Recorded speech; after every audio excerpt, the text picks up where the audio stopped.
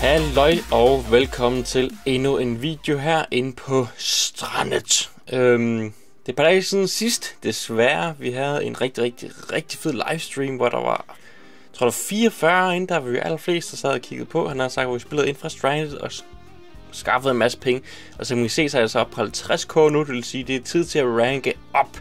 Derudover så har jeg fået masser af ting doneret via min donationskiste. Masser af brød, masser af kylling, masser af alle mulige ting. Problemet er bare, at man kan ikke tage de her ting med sig. Så jeg tænker, at vi laver et drop party nu her, hvor vi går hen i træfarmen og så bare fyrer rundt med brød og kylling og alle mulige ting, inden vi ranker op. Derudover så vil jeg bare gerne endnu en gang sige mange tak for den gode respons på videoerne og alle dem, der har set videoerne.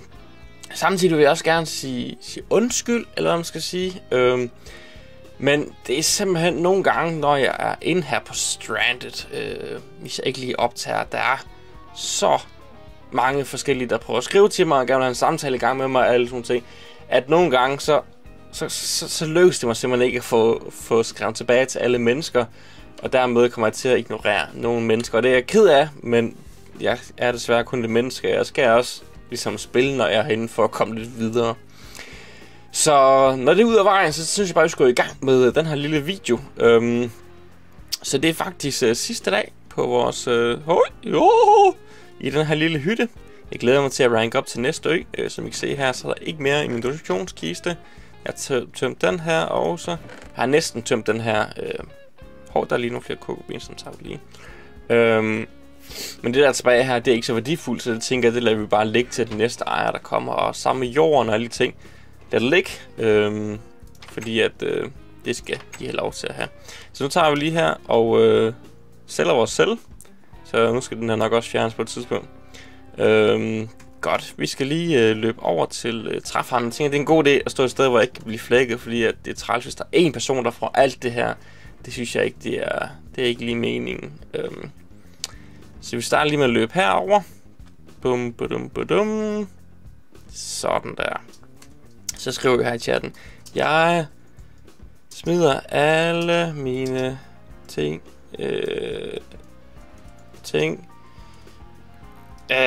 inklusiv brød i træfarmen. Smileface. Og så venter vi bare til, at folk de sådan ligesom finder mig, eller hvad man kalder det. Bam, badam, badam, bam, bam. Wee! Wee! Wee! Der er ikke nogen, der har mit brød. Wee!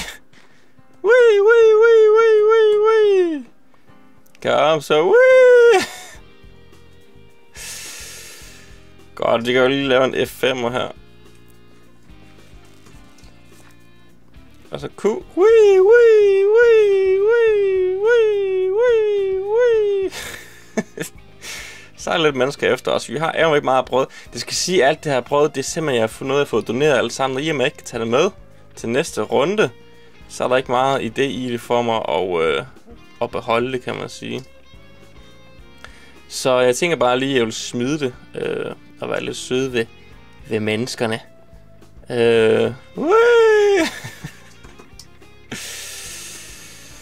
Så det...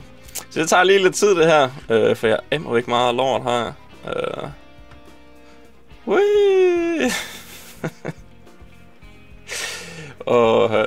Og det er lidt sjovt det her.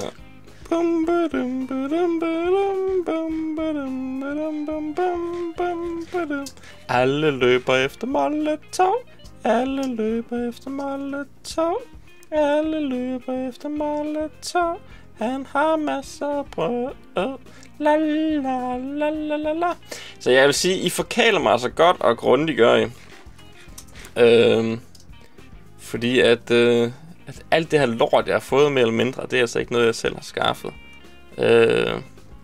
Men det er simpelthen jer, der har smidt i min donationskister, og det er ufattelig mange tak for det, fordi det har gjort, at vi kunne komme utroligt hurtigt igennem det her, hvad skal man sige, mappet, eller hvad man kalder det. Og det er jo bare fedt. Så det er ikke så tosset, end der er. La la la, masser af kylling. La la la, masser af kylling. La la la, masser af kylling. Der ligger dem, bum bum bum. Okay, nu tror jeg bare lige, vi sådan finder et eller andet sted her. Så begynder vi bare at smide ud med skidtet.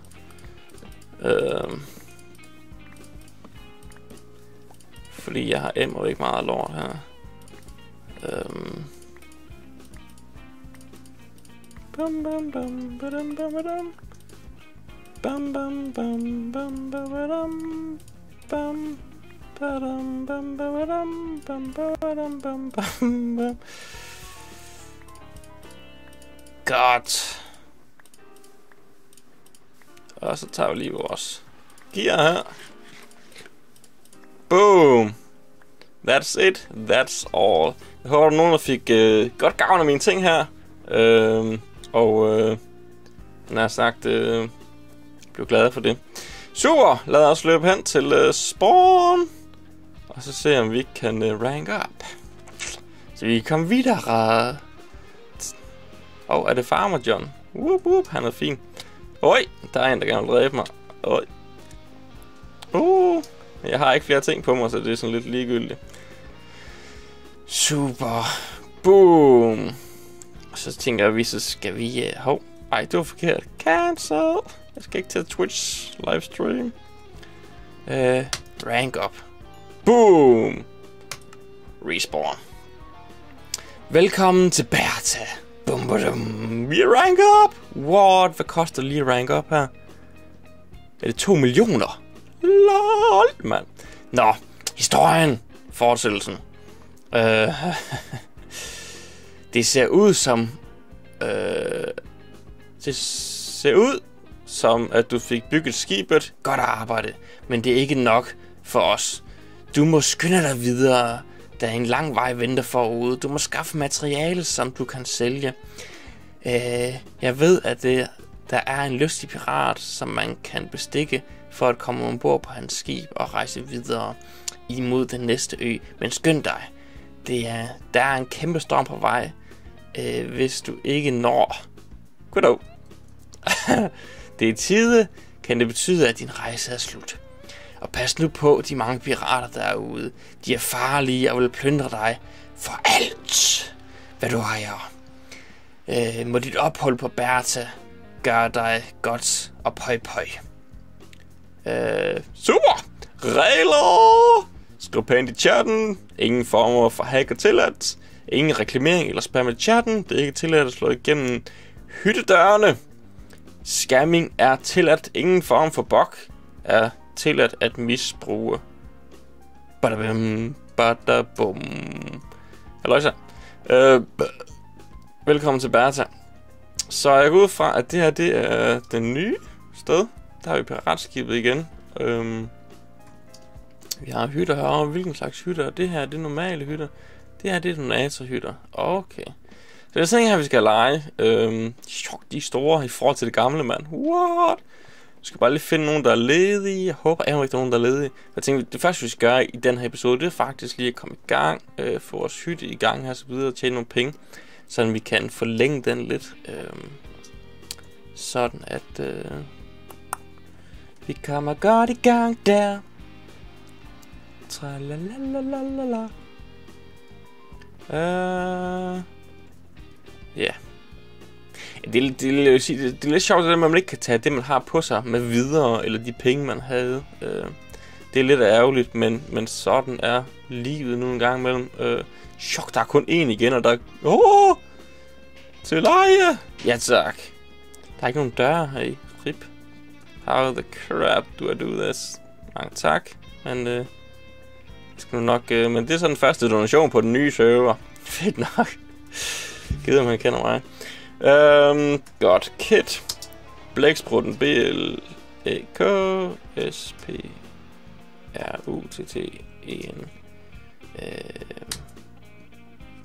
Okay, hvad skrev jeg forkert her? Det er A-E i stedet for. Kit blæksprutten. Kit fisker. FISKE er en fisker. Det er fiskeren. Det er ikke bare en fisker. Og så kit. Hej. Hej. Sådan der. Så nu har jeg fået alle mine kits. Det er sådan set lækkert nok. Jeg tænker, at vi kan begynde lige herover med at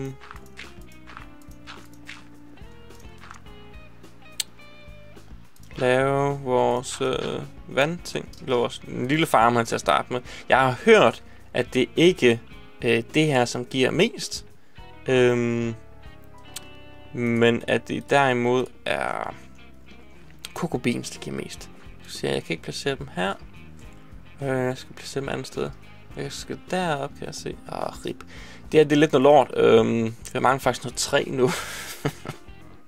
Og hvis nu jeg mister alt det her crap, så mister jeg alt det her crap. Og så er jeg bare long gone. Så det satser på, at vi ikke gør. Vi skal finde træfarmen. Wow. Ja. Og så skal vi videre derfra. Der kommer han igen. Mange tak, mange tak. Thank you so much, man. Ja! I'm happy! Det var heldigt, fordi så kan vi lige tage og prøve alt, hvor slår det den. Sådan at vi ikke mister det. Det var lækkert.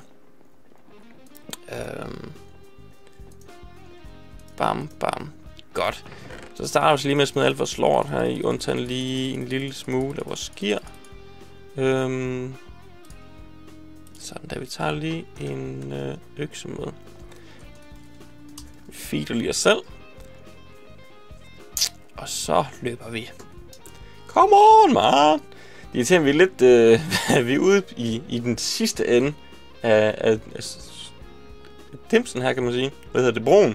Men det går nok. Bare det, der er en hytte, det er fantastisk. Der er faktisk mange, der allerede er kommet videre her. Også mange i donaterrank, der er kommet videre. Det er selvfølgelig måske dem, der er kommet flest af egentlig. Nå, hvad skal vi se her? Velkommen til Bertha. Jeg går ud fra, der er PvP her, så det er lidt noget lort. Her har vi dem, der har bygget mappet. Math, Sarpas, Fed Rotte og Loggle. Så fedt nok. Vi skal finde et... lad os prøve at gå herhen og se, hvad der er for noget. Her kan man sælge fisk, kan jeg se. Så sweet nok. Jeg vil eventuelt gå hen og sælge nogle af de fisk, som... lige hold. Jeg har fået... Det er det normale hytter. Okay. Velkommen til shoppen. Så det her er en lidt shoppen. Køb.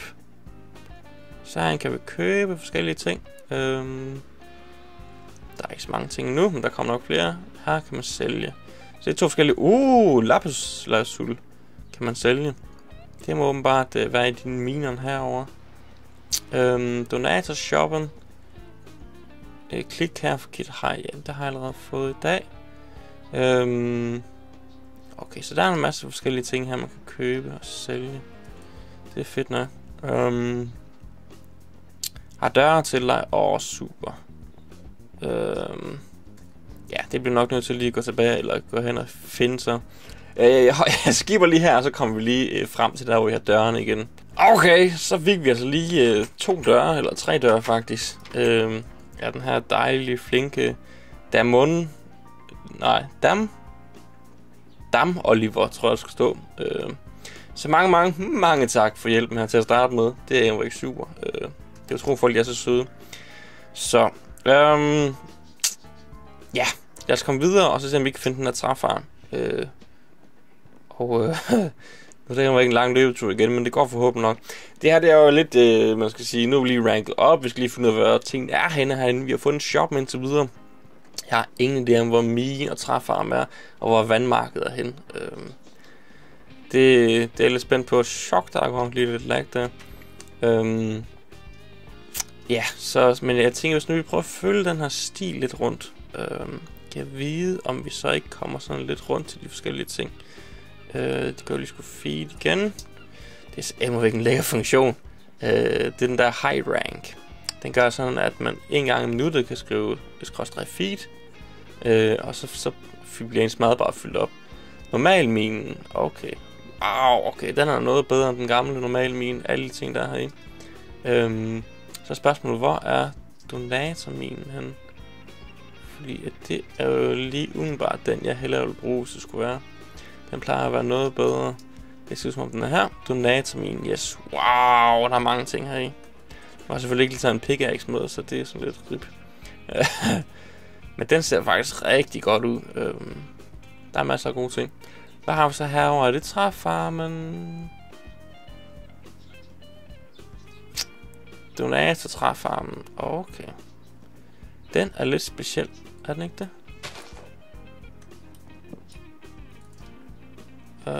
What the crap? Træminen. Okay, så det er ikke meningen, man skal smadre det her. Nej, okay. Det giver ingen mening. Men vi har træminen her. Den ser vi så også rimelig OP ud i forhold til den anden. Så lad os bare snuppe noget af den, ikke? Så får vi lige hurtigt noget træ, og så kan vi lave... vi skal både bruge træet i forhold til vores cocoa beans, men vi skal også bruge den til at lave en le, så vi kan få gang i wheat-produktionen samtidig. Så jeg tænkte, vi prøver lige begge ting samtidig, men jeg har hørt, at det skulle simpelthen være de her cocoa beans, der er allerbedst på det her map, at de giver en hel masse penge. Vi skal også samle 2 millioner sammen, så jeg går ud fra, at de giver nogen flere penge, end de gjorde i sidste rank, kan jeg sagt. Eller på den første ø, hedder det jo sådan set. Jamen, det er forskellige øer, det her. 64 allerede, chok, vi er meget. Skal vi lige tage en stack mere her, og så tror jeg, vi er ved at være færdige her træminen. Og så skal vi egentlig bare tilbage til vores eget hus igen, og så sætte dem op, og så få gang i nogle cocoa beans farm også. Det lyder sweet. Så det tror jeg faktisk, lige vi skal. Så skal vi også ovenpå for 4'eren der, det er rigtigt. Vi skal ovenpå og se, hvordan det ser ud. Der er 2 etager, der kunne ikke komme op, fordi vi ikke havde nogen stiger. Det er lidt mærkeligt, at de ikke følger med i huset. Men det vil være sådan, og det er vel bare godt. Der er simpelthen så smukt her. Nej! Det er en fin ø, det ser umiddelbart ud som om det er noget kun større ø, den her. End den gamle. Skal vi prøve at løbe lidt rundt her og se. Hov, der er et hus. Hvad er det for noget? Hvad står der her? Jackpot åbner snart. Okay, så det går ud fra det, sådan, hvor du kan købe, og så... Hvad hedder det? Vær heldig at vinde nogle penge, ikke? Nå, der er noget op her. Hvad i verden er det for noget? Lad os da lige tjekke det ud. Kan jeg overhovedet komme op her? Nej. Rip, mand. Hallo? Er det meningen, man skal komme op her? Okay, der er et eller andet derinde. Men hvad? Det ved jeg ikke helt. Nå, hvad med? Nej, jeg kan ikke komme ind. Rip. Rip. Nå. Det er fint nok. Hov, her har vi også noget. Hvad er det så? Hvad? Det er en spawner. What the crap? Wow, den her ø er mærkelig. Hvad sker der for det? Er det sådan noget... bliver det bare bygget, og så ikke gjort færdigt, eller hvad? Okay, her har vi shoppen. Hov, der er også noget her. Hvad har vi her? Sammen med din sure tær. Ingen adgang. Stay out. Yep, right. Okay. Flækker han mig? Han flækker mig. Au. Rip. Ej, jeg har kun en skide træ, mand.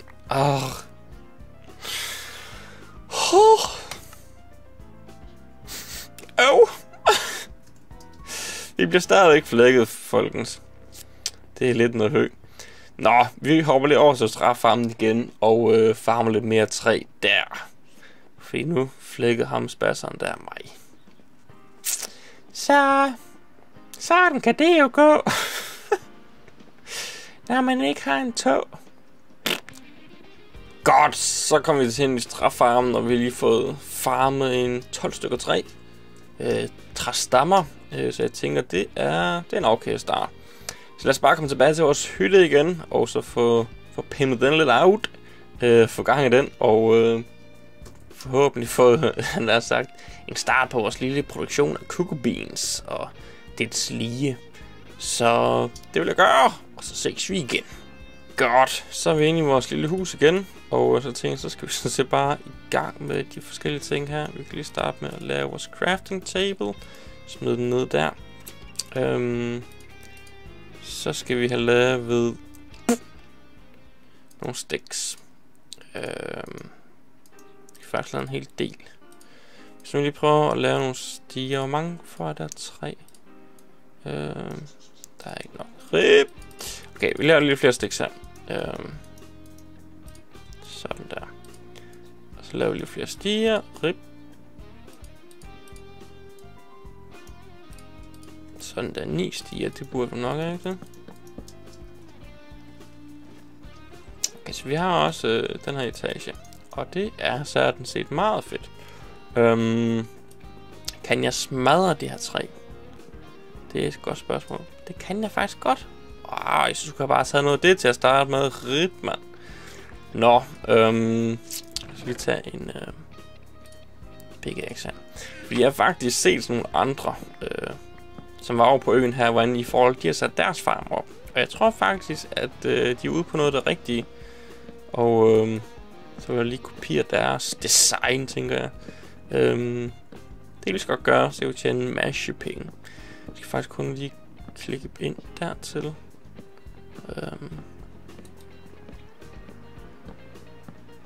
Sådan der. Godt, fordi hvis man tager simpelthen propper. Nu skal jeg selvfølgelig ikke have det jord her, så. Ej, rip. Okay. Så er der vand over bordet. Rip. Kom så. Ja, så. Whoop. Godt. Vi fjerner lidt sidste her også.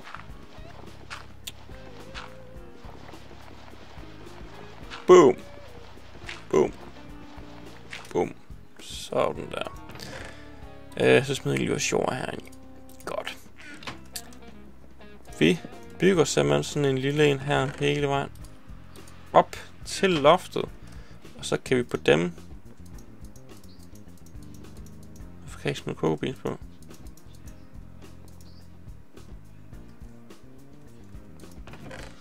Ej, rib, skal jeg bruge træstammer til det? Det skal jeg. Rip. Nå, så kommer vi til at... Godt. Jeg henter lige nogle træstammer off-cam, fordi at det bliver godt en lang video, det her. Har vi flere økser?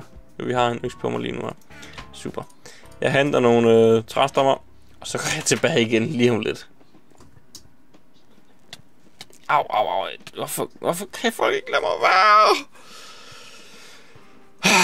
Lad os prøve igen. Og igen freaking smadrer de mig, mand.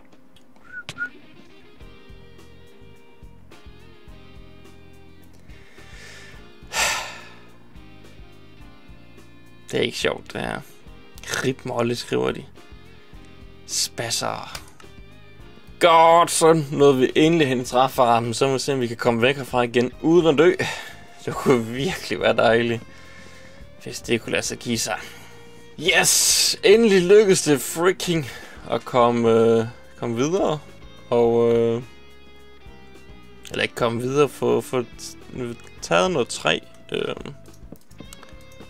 Så det er skidt med dejligt. Så jeg tænker, at nu blokerer vi lige ham her, så vi ikke kan se ham mere. Rip.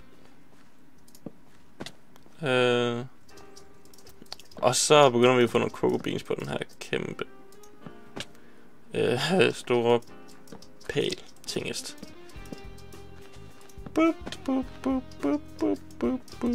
Så jeg har ikke helt nok træ, men ja, det må lige blive sådan her til at starte med. Kan vi ikke lave en træ?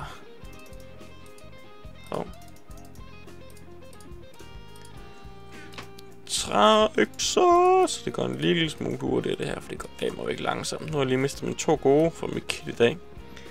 Så dem kan jeg få, eller først kan jeg få igen næste gang. Hey, Mollet, var en, der skriver. Jamen, hej med dig, min fine ven. Nu kom du også med i videoen. Ikke dårligt. Så, men ja, igen. Når jeg optager, så kan jeg slet ikke svare. Og når jeg ikke optager, så prøver jeg at svare så godt som muligt. Men det er lidt svært nogle gange. Ja. Boop. Au. Okay, der er lidt lag på serveren lige, synes jeg. Så se, jeg fik damage forhold der. Godt.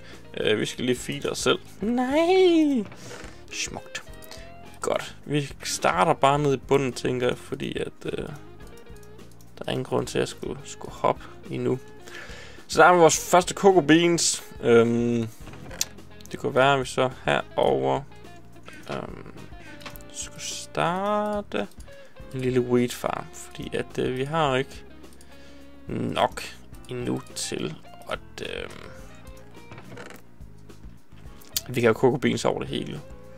Så vi kan lige så godt udnytte det, vi nogle gange har. Og så ja, bruge det. Så laver et hul her. Der. Vand i, så tilter vi. Så skal vi have min frø. Der fik vi lige en hel del. Starter, eller ikke starterpakken, der fik jeg kun 10, men så fik jeg lige 64 gange 2. Noget i den stil der er vores lille hjælper her til at starte med. Yes. Ved du hvad? Jeg tror også, det er ved at være denne episode. Lige fjerne det her op. Vi er lige så stille kommet i gang med vores færden her. Vi har ranket op, og nu skal jeg så skaffe 2 millioner til næste sted. Jeg tror ligesom den her også, så kommer vi til at holde et par gange, hvor vi livestreamer, hvor det bare går ud på at tjene penge herinde, fordi det kan være lidt svært at tjene så mange penge for sig selv, hvis man, eller i de her videoer, det kommer i hvert fald til at blive meget, meget, meget lange videoer, eller rigtig mange, hvor det bare akkurat det samme at gøre, og det synes jeg, det bliver for kedeligt. Jeg kan godt lide, at der er lidt nyt i hver eneste video, helst. Så derfor så vil jeg komme til nok tage en del af tingene, på eksempel livestreams, hvor at, jeg livestreamer det der nu engang, og vi går rundt og finder ting, og folk de kan være med på den måde og så videre. Nu går solen ned, så det passer faktisk meget godt, eller den er gået ned. Jeg mangler nogle penge til at rente det her, men det gør nok lige off-cam. Eller det kan være, det måske næste episode, eller måske en livestream, hvis jeg når det i dag. Det må vi lige se på. Men jeg vil sige mange tak, fordi I så med. Husk at subscribe, like, kommentere, alt det der, hvis I kunne lide videoen og så videre.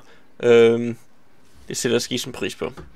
Kan I have det fantastisk, alle mine dejlige freaks, og så ses vi igen lige om lidt til en ny video, eller en ny livestream, eller et eller andet.